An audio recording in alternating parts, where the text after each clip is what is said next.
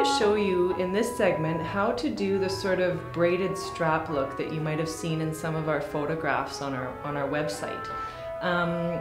It's actually kind of an interesting story how this came about.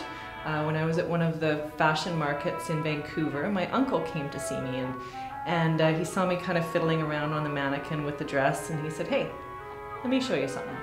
And so he took the strap and he did this knot on the dress, and it looked brilliant, and he showed me how to do it, and it's actually really easy, so thanks, Uncle. So here's how you do it.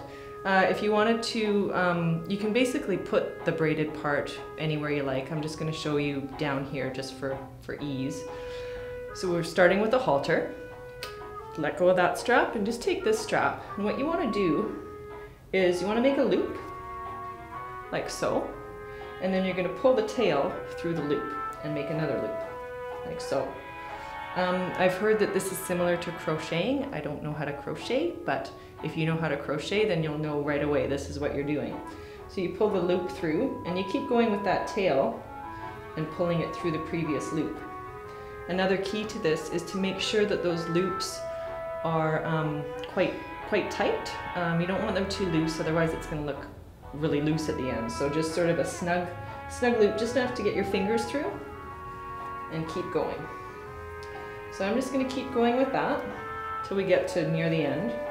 It takes up quite a bit of the fabric, so you'll see we'll get the braid, and then there's not going to be much tail left at the end, but it's going to be enough to tie it off. And when you get to the end, you just want to pull the tail right through, and that's going to secure it. So then, looks not bad. So you might have to do a little bit of adjusting, but that's the basic braid.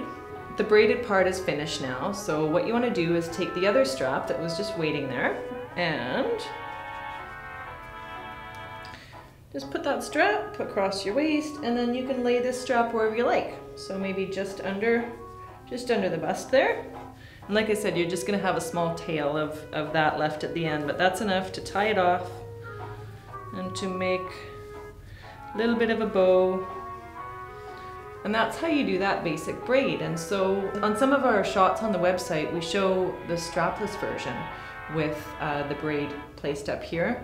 So it's basically the same idea. You start wrapping the strapless version, get that braid going, and then place the braid up here and tie it off.